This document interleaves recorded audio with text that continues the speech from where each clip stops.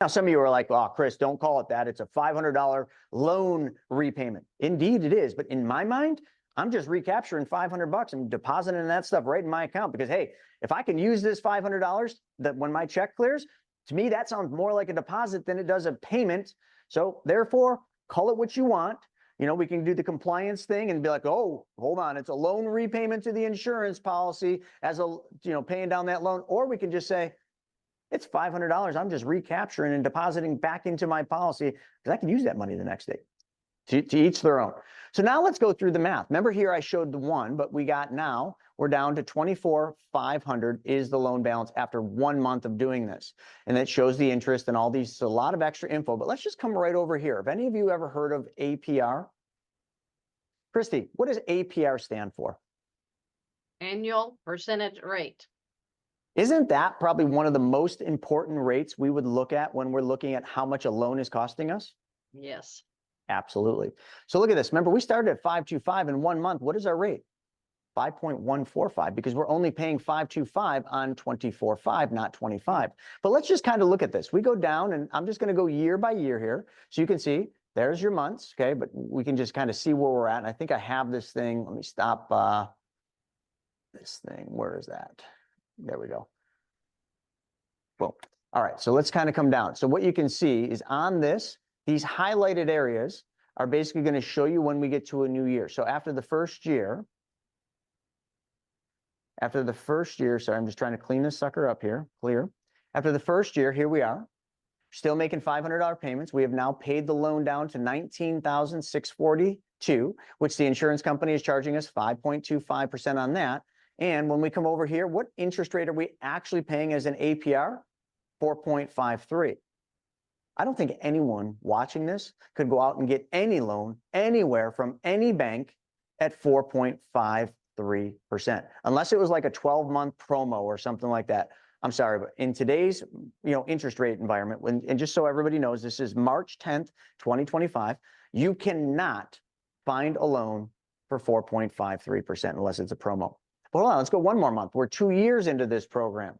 Okay, and remember, all these $500 recaptures, all that money's been available to you.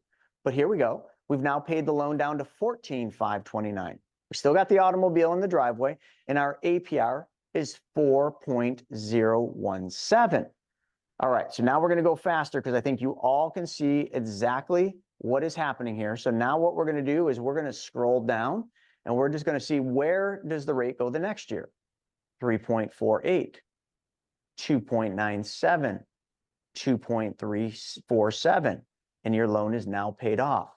So now up here, this is the other funny thing, and I didn't get into, it took you less time to pay the loan off than it would have taken you to pay a car loan to a bank, because you're benefiting from the math, not the bank. When you look at a car loan from a bank, it's an amortized loan. You are not doing this. Your bank loan does not look like this for a car loan. This is only if you're doing this through the insurance company, or if you bought a car using a home equity line of credit would be similar, but the home equity line of credit would not give you that compounding on all of this money. This one does. So look at this. Like if we really were to look at this, how many months did it take us to pay this car off? Right there, that was our last payment. Okay, you can see there we had 543. So this month we're there. This is 60 months.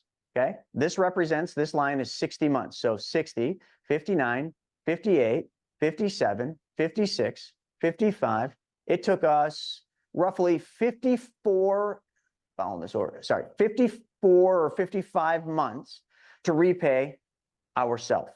Notice how I didn't say repay the bank. I said repay our bank. So it took us less time. We got to use the money. We got to save in interest quite significantly. Oh, and that car is in the driveway, bought and paid for, but you got all the money back for the car because you became the bank.